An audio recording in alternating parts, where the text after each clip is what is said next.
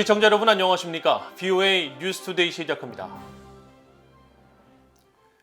미국 상원 의원들이 북한 등 불량 국가들이 제재 회피에 암호화폐를 악용하고 있다며 당국의 철저한 감시와 단속을 촉구하는 서한을 제닛 옐런 미국 재무장관에게 보냈습니다. 특히 북한은 4억 달러 규모의 암호화폐를 탈취해 핵과 탄도미사일 프로그램 자금을 충당했다고 지적했습니다. 첫 소식 이조은 기자가 보도합니다. 미국 민주당 중진 상원 의원 6명이 2일 제닛 옐런 재무장관에게 보낸 서한입니다. 상원의 마크 워너 정보위원장과 잭 리드 군사위원장, 셰러드 브라운 은행위원장과 엘리자베스 워런 의원 등은 이 서한을 통해 북한을 비롯한 불량 국가들이 제재 회피를 위해 암호화폐를 악용하고 있다며 재무부의 철저한 감시와 단속을 촉구했습니다. 의원들은 기업들이 전통적인 금융 시스템을 우회해 제재 회피의 수단으로 이용할 수 있는 디지털 자산이 점점 더 늘어날 수 있다는 점에서 암호화폐 업계의 강력한 제재 준수 이행은 매우 중요하다고 밝혔습니다. 그러면서 암호화폐가 제재 회피 수단으로 이용된 첫 번째 사례로 북한을 언급했습니다. 지난달 언론을 통해 일부 공개된 유엔 안보리 대북제재위원회 보고서에 따르면 북한은 4억 달러 상당의 탈취한 암호화폐를 이용해 국제 제재를 위반하는 핵과 탄도미사일 프로그램 자금을 충당했다는 겁니다. 의원들은 특히 러시아의 우크라이나 침공 이후 러시아에 제재가 부과된 상황에서 암호화폐를 통한 제재 회피 문제는 그 어느 때보다 더 시급한 사안이 됐다고 강조했습니다. 의원들은 경제적 제재는 미국의 외교 정책 목표를 달성하기 위한 효과적인 수단으로 계속 남아있어야 한다면서 재무부가 암호화폐 산업에서의 제재 준수를 감시하고 단속하는 내용들을 오는 23일까지 답변할 것을 요구했습니다. 구체적으로는 재무부 해외자산통제실이 암호화폐가 제재 회피에 사용되지 않도록 해외 정부 기관과 어떻게 협력하고 있는지, 또 암호화폐 사용자들이 악의적 행위자들의 제재 회피를 돕지 않도록 하기 위해 해외자산통제실에 필요한 추가 도구가 무엇인지 등에 대해 답할 것을 요구했습니다. 북한은 이란과 함께 제재 회피를 위해 암호화폐를 이용하는 대표적인 국가로 지적되었습니다.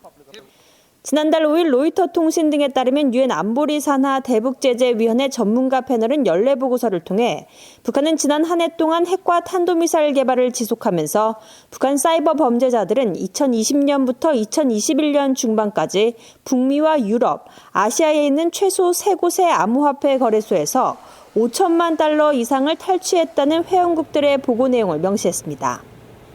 또 북한이 지난해 암호화폐 플랫폼에 대해 최소 7건의 사이버 공격을 감행해 4억 달러를 탈취했다는 사이버 보안기업 체이널리시스의 최근 발표도 인용했습니다. 그러면서 북한은 암호화폐 거래소 해킹 등 사이버 공격을 주요 수익원으로 삼고 있다면서 국제사회의 철저한 감시와 단속의 중요성을 강조했습니다. VOA 뉴스 이조은입니다. 조 바이든 대통령이 지난 1일 취임 후 가진 첫 국정연설에서 북한 등 주요 안보 현안을 언급하지 않은 데 대해 공화당이 강한 우려를 표명했습니다. 미치 매코넬 미국 공화당 상원 대표는 2일 상원 본회의장 연설에서 바이든 대통령의 국정연설은 미국의 현실을 반영하지 않는다면서 특히 중국을 2번밖에 언급하지 않았는데 두 발언 모두 국가 안보나 군사 현대화와는 아무런 관련이 없었으며 이란에 대한 한 번의 언급은 우연이었고 북한 문제와 아프가니스탄 철군에 대한 언급은 전혀 없었다고 지적했습니다. 매코넬 대표는 그러면서 바이든 대통령의 연설은 국가의 우려 대상에 대해 대응하지 않았다고 주장하며 비판했습니다. 미국과 호주, 일본, 인도 등 인도태평양 지역 협의체인 쿼드 정상들이 인도태평양 지역에서는 모든 주권과 영토 보존이 존중되고 군사와 경제, 정치적 강압에서 자유로워야 한다는 원칙을 재확인했습니다. 백악관은 조 바이든 대통령이 3일 스콧 모리슨 호주 총리, 기시다 후미오 일본 총리, 나렌드라 모디 인도 총리와 화상회의를 열고 우크라이나의 계속되는 대립과 인도주의 위기에 대해 논의했으며 이번 사태의 광범위한 영향에 대해 평가했다면서 이같이 밝혔습니다. 또 정상들은 쿼드가 인도태평양 지역에서 미래의 인도적 문제를 해결하고 우크라이나의 위기에 대응할 때 소통 채널을 제공할 수 있도록 새로운 인도적 지원과 재난구호 메커니즘을 구축하기로 뜻을 모았으며 영내 안정과 번영을 증진하기 위한 메커니즘으로서 쿼드에 대한 헌신을 재확인하고 몇 달 내 도쿄에서 만나기로 합의했다고 백악관은 설명했습니다. 북한 정권의 인권 유린 문제를 국제형사재판소에서 다뤄야 한다는 지적이 끊임없이 이어져 왔는데 실제 현실화 가능성이 크지 않다는 것이 문제로 지적돼 왔습니다. 이에 대해 북한 인권 문제를 다룰 유엔의 국제특별법정을 설치해야 하고 이 문제에 대해 유엔 안보리에서 거부권이 나와서는 안 된다고 전 국제형사재판소 재판관들이 지적했습니다. 이들은 또 목소리를 내지 못하는 북한의 희생자들을 위해 북한 인권 문제를 폭로하고 기록해야 하며 한국 정부는 상황을 바로잡기 위해 지원을 할 책임이 있다고 강조했습니다. 조은정 기자가 보도합니다. 국제형사재판소 재판관과 르완다 국제형사재판소장을 지낸 나비 필레이 전 유엔 인권 최고대표는 최근 VOA와의 인터뷰에서 북한 내 인권 상황에 심각한 우려를 나타냈습니다. 남아프리카 공화국 고등법원의 첫 여성 유색인종 검사 출신인 필레이 전 최고대표는 자신이 2013년 1월 특별 성명을 통해 북한 정권의 인권 침해에 대한 국제적 조사 촉구를 계기로 설립된 유엔 북한인권조사위원회 COI와 COI 보고서 발표가 나온 지 8년이 흘렀지만 북한의 인권은 여전히 개선되지 않고 있다면서 국제사회가 행동에 나설 것을 촉구했습니다.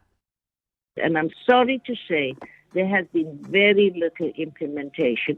In fact, the recommendations have been ignored. And of course, number one, action should be taken by North Korea when these violations have been documented. They have a responsibility to protect their own citizens, and they have not carried that out. And therefore, civil society believes the pressure should continue to be mounted. It's not like it stopped when the Commission investigated. Because the situation is ongoing without change. 필레이 전 최고대표는 또 인권 침해가 극심했던 전 유고슬라비아나 르완다처럼 북한에서 자행되는 반인도 범죄에 대해서도 유엔 국제특별법정이 설립될 수 있는 충분한 내용이 이미 안보리에 제시됐다고 강조했습니다.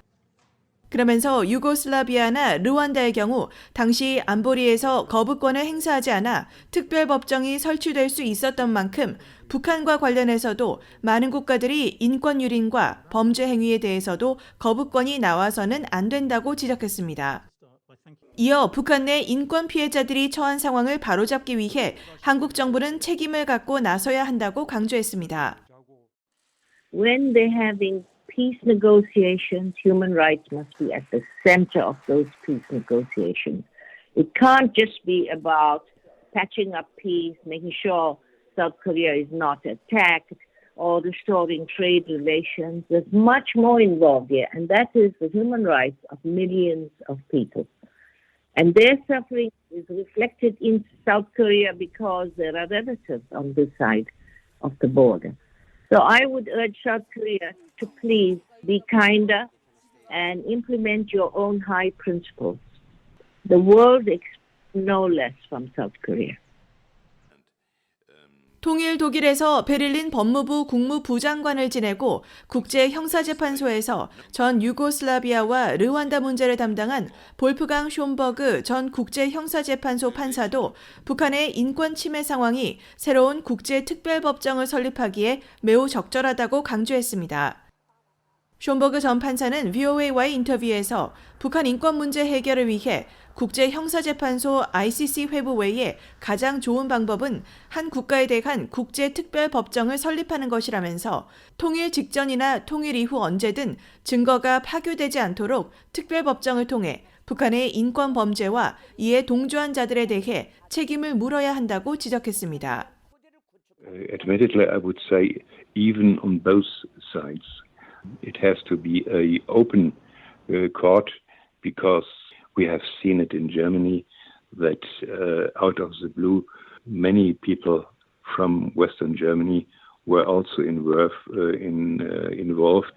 cooperating with Eastern Germany or assisting in crimes by selling weapons and so on and so forth. But I think it's absolutely obvious that this would be a proper situation for an establishment of a new ad hoc tribunal. 숀버그 전 판사는 이어 주민들의 이동의 자유를 막은 과거 동독의 사례와 현재 북한을 비교하면서 용납될 수 없는 일이라고 지적했습니다. 그러면서 모든 시민들은 인권을 누려야 하며 한국과 북한 모두의 형사 사법 정의를 구현하고 평화를 이루며 근본적 인권을 돌려줘야 한다고 강조했습니다. 필레이 전 르완다 국제형사재판소장과 숀버그 전 국제형사재판소 판사는 4일 워싱턴의 민간단체인 북한인권위원회와 국제변호사협회가 공동으로 주최하는 북한인권공청회에 참석해 이 같은 견해들을 밝힐 예정입니다. VOA 뉴스 조은정입니다. 핀란드 외교부가 북한에 장기간 억류돼 있는 한국인들의 인권 문제에 대해 깊은 우려를 표하고 강력한 규탄 입장을 밝혔습니다. 핀란드 외교부 대변인은 3일 북한에 억류된 한국인 6명과 관련한 VOA의 질문에 핀란드는 이 같은 상황에 심각한 우려를 표하며 억류자들의 어려움을 인식한다고 밝히고 핀란드와 유럽연합은 계속 유엔 인권 최고대표 사무소와 유관 활동가들의 업무를 지지하며 북한의 인권 유린에 책임을 확실히 물을 것이라고 밝혔습니다. 또 핀란드는 북한의 인권 침해를 강력히 규탄하며 공식 성명과 국제 포럼들을 통해 이런 우려들을 밝혀왔고 한반도의 평화와 안정을 강화하는 노력을 지지해왔다고 밝혔습니다. 이상으로 VOA 뉴스투데이를 모두 마칩니다. 시청해주신 여러분 고맙습니다.